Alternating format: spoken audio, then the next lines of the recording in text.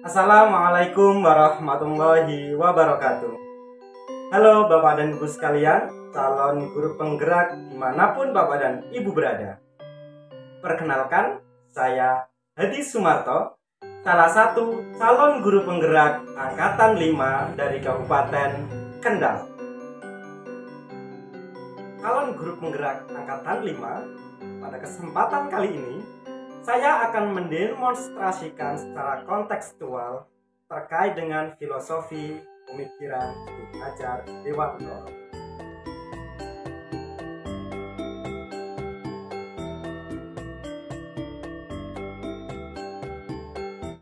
Pendidikan menciptakan ruang bagi murid untuk bertumbuh secara utuh agar mampu memuliakan dirinya dan orang lain dan menjadi mandiri. Bapak dan Ibu sekalian, sekarang kita perhatikan video berikut ini. Budi pekerti. Menurut Ki Hajar Dewantoro, budi pekerti melatih anak untuk memiliki kesadaran diri yang utuh menjadi dirinya, atau kemerdekaan diri dan kemerdekaan orang lain. Dalam tayangan tadi merupakan salah satu contoh budi pekerti yang saya terapkan di sekolahan. Nah, dari sini saya melatih peserta didik saya untuk memiliki budi pekerti yang baik agar pendidikan dapat terarah dengan baik.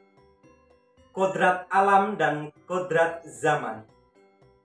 Inilah salah satu dari filosofi dari pemikiran Ki Hajar Dewantoro. Ki Hajar Dewantoro mengingatkan bahwa pendidikan anak sejatinya menuntut anak mencapai kekuatan kodratnya sesuai dengan kodrat alam dan kodrat zaman. Menghamba pada murid. Apa artinya menghamba?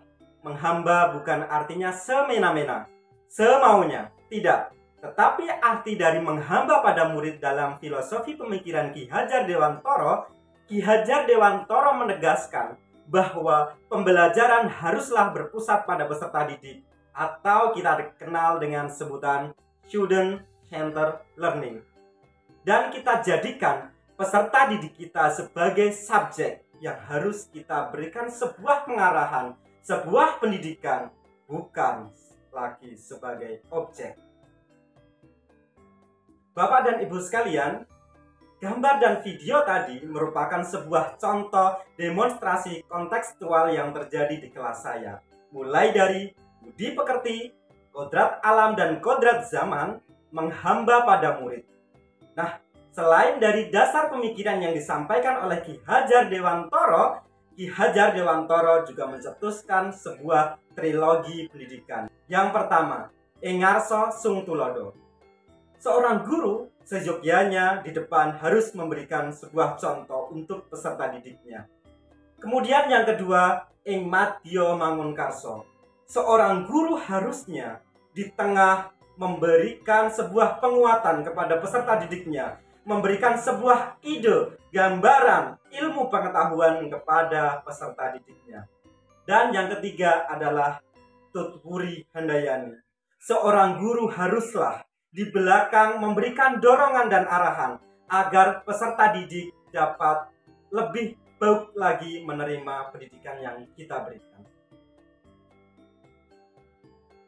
Bapak dan Ibu sekalian, dari demonstrasi kontekstual yang sudah saya sampaikan terkait dengan filosofi Ki Hajar Dewantoro dan trilogi pendidikan, adakah kendala atau kelemahan dari yang sudah saya sampaikan?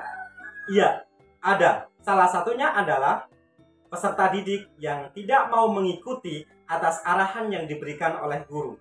Yang kedua, ada teman yang tidak mau diajak kerjasama dengan teman yang lain. Ini menyebabkan pembelajaran kita kurang maksimal. Nah, Bapak dan Ibu sekalian, bagaimana saya merencanakan sebuah pembelajaran agar peserta didik itu dapat mengikuti dengan baik? Dan bagaimana cara saya meminta peserta didik tersebut untuk semangat lagi mengikuti pembelajaran yang saya berikan? Saya melakukannya seperti pada gambar berikut ini. salah satu contoh yang saya terapkan ketika saya merencanakan sebuah pembelajaran di kelas. Salah satunya adalah konsultasi dengan guru atau teman sejawat. Di sini saya memiliki banyak sebuah jalan pengeluaran untuk saya terapkan kepada peserta didik kita. Dengan berkolaborasi dengan guru lain, saya rasa pendidikan di satuan pendidikan yang saya terapkan akan lebih maksimal. Tidak hanya di kelas, tetapi di sekolahan pada umumnya. Nah, Bapak dan Ibu sekalian, strategi pembelajaran yang mencerminkan Ki Hajar Dewantoro yang pertama harus mendesain dan melaksanakan pembelajaran yang paikem. Apa itu? Pembelajaran aktif, inovatif, kreatif, efektif, dan menyenangkan. Yang kedua, menciptakan pembelajaran yang berpusat pada peserta didik. Yang ketiga, menanamkan budi pekerti sesuai dengan kodrat alam dan kodrat zaman. Dan yang keempat adalah menerapkan pendidikan berbasis budaya yang menjunjung tinggi nilai-nilai luhur bangsa. Guru dan murid berkolaborasi untuk menciptakan kedalaman spiritual, intelektual, dan sosial untuk menciptakan keselamatan dan kebahagiaan sebagai manusia. Saya Hadi Sumarto, calon guru penggerak Angkatan 5 Kabupaten Kendal. Salam guru penggerak.